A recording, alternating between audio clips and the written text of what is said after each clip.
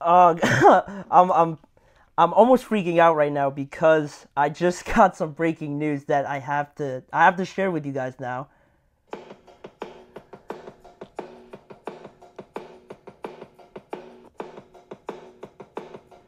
Okay, that's enough of that. The 49ers and Brandon Ayuk reached an agreement today on a 4-year extension that will contractually tie the wide receiver to the 49ers for the next 5 seasons, according to Adam Schefter, just dropping just right now, completely throwing away the next segment I had planned for you guys. So, we'll see what we'll do about that, but I will find some more information on what that deal will ultimately be. And here it is. Brandon Ayuk is getting a front-loaded 4-year deal with the 49ers worth $120 million per year. So if I do the math real quick, 120 by 4, I should know this, is $30 million per year. I'll provide more details on that today or maybe tomorrow. We'll see. But I guess we will talk about Russell Wilson just for right now. Wow. That's nuts. That's nuts. Brandon Ayuk, $30 million per year. But that's not what we're going to talk about. What we're going to talk about is the Steelers, relatively to the Brandon Ayuk news. They were in talks with trading for him, but now that's all out the window. And with this news of quarterbacks and just finishing talking about the Patriots and who they will be having as their starting quarterback, we're going to talk about now the Steelers. Yesterday, the Pittsburgh Steelers, their head coach Mike Tomlin announced that Russell Wilson will officially be the starting quarterback for the 2024 season. After their third preseason game, we sort of got a heads up by Mike Tomlin that their decision was going to come at some point this week. He sort of said towards the end of their work week, and now we got it a little bit earlier, just on Wednesday, halfway through their work week. So now Tomlin mentioned it to the media that he met with both quarterbacks and informed them both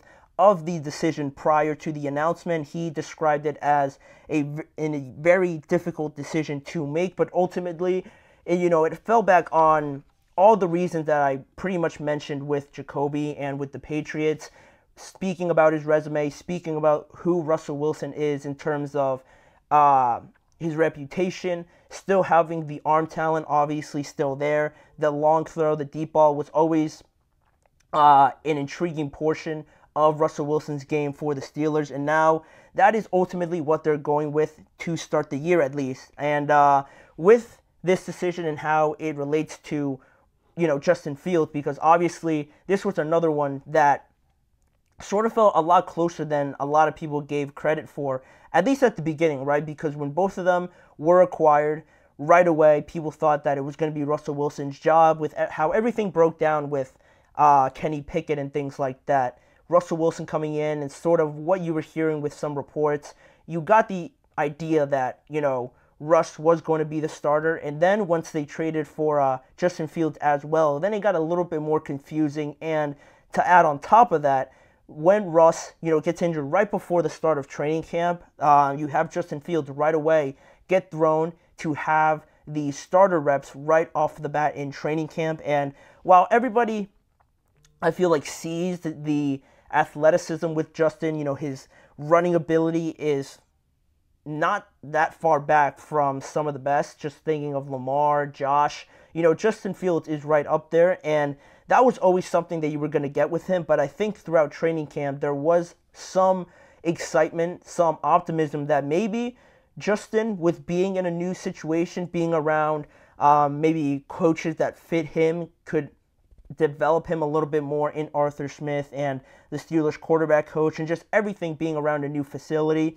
A lot of people felt that in combination with the weapons that he had also with the Steelers as well, you think of George Pickens, Najee Harris, and Pat Freiermuth, that this could be a great situation for Justin, not only in the grand scheme of things, but now with this unexpected opportunity with Russell Wilson being hurt. Everybody right away, started talking about it more. Maybe Justin should start. Maybe he offers more than Russell Wilson. He's younger. He can run a little bit more. Russell might not be there anymore, and he could be, done. He could be burnt out by now in regards to Russell Wilson. But Mike Tomlin, credit to him. He always kept it the same message each and every time anybody asked him whether or not Justin sort of gained an edge over Russell or whether or not they were on equal grounds now. Mike Tomlin always kept saying, the same old thing. Russell was in pole position each and every time. If I never have to hear that again, it'll be too soon. But, it just showed me that Russ has always and was always going to be a starting quarterback to me. That's why, I was excited as a Steelers fan seeing Justin Fields perform very well throughout training camp, making some nice throws, some good decision making.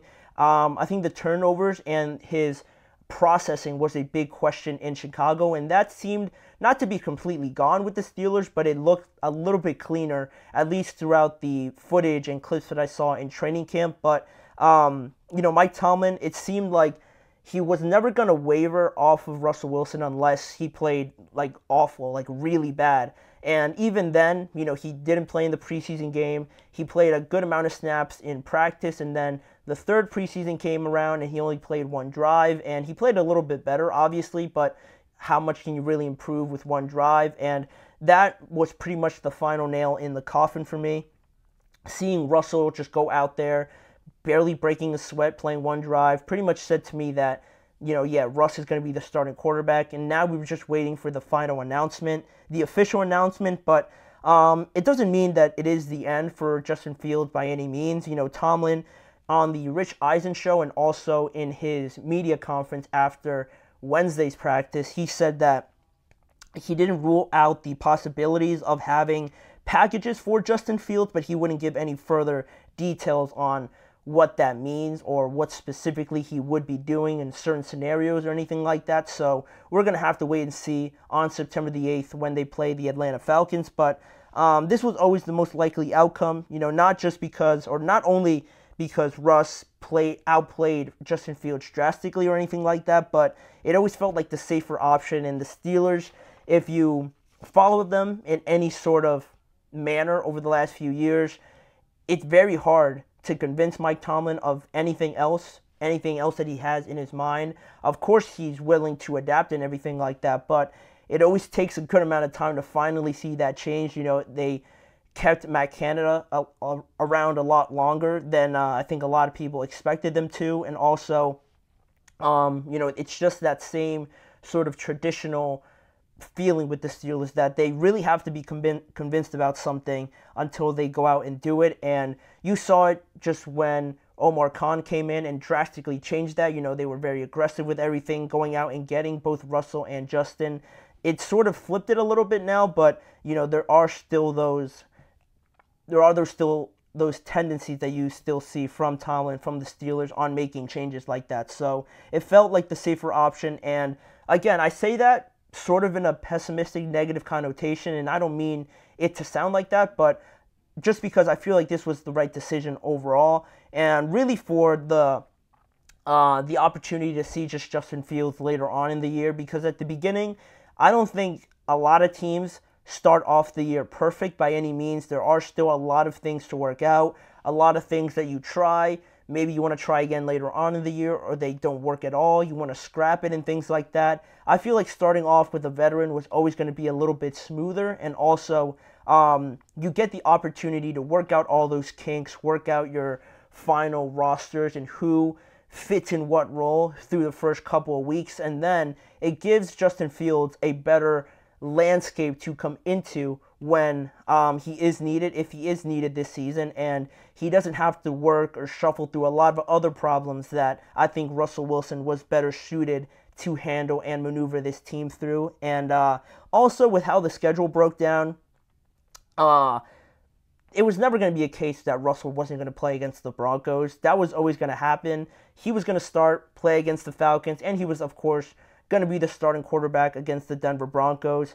You couldn't have convinced me of anything else, quite honestly, so that was always going to happen. Another reason why I thought, Russ was going to be the starter, and just some factors in here to consider for watching Russ and making sure he does these things in order to keep his job a little bit longer, obviously, right? Some of those things that I'll be looking at would be, not taking unnecessary sacks, not trying to be Superman out there, holding the ball too long in that same breath. The decision-making is a big one, obviously, and the execution tagging along with putting up more points, because that has been a hard thing to do for the Steelers over the last couple of years. With Matt Canada, obviously, that was a big component of it. But now that you have a new offensive coordinator, they're not going to be perfect. They're not going to be scoring 25 points per game right off the bat. But it has to look a little bit cleaner, a little bit more exciting than just throwing out routes, throwing comeback routes, and not looking at the middle of the field at all.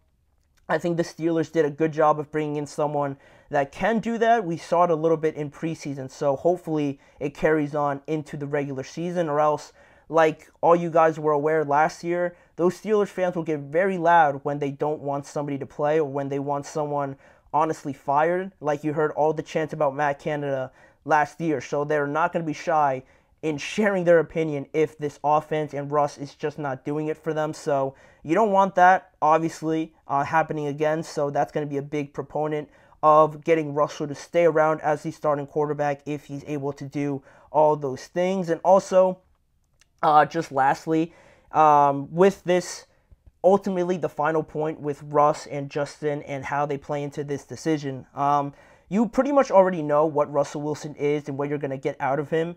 At this point in his career, I think he's 34, 35 years old now.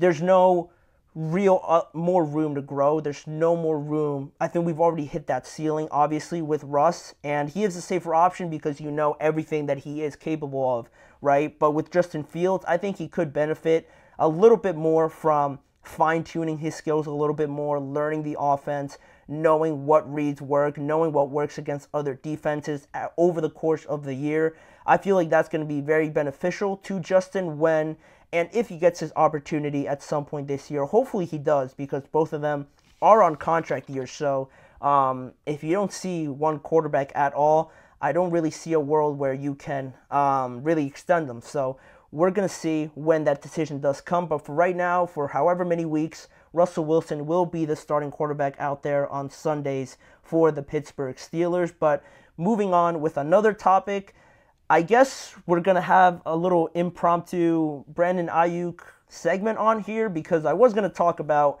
the frustrations that we saw on Wednesday with him not showing up to practice again, but I guess we'll tie that in. That'll be the next segment, talking about Brandon Ayuk and his new contract with the 49ers. So stay tuned. A lot more coming on today's episode of the GSMC Chip Shot Football Podcast.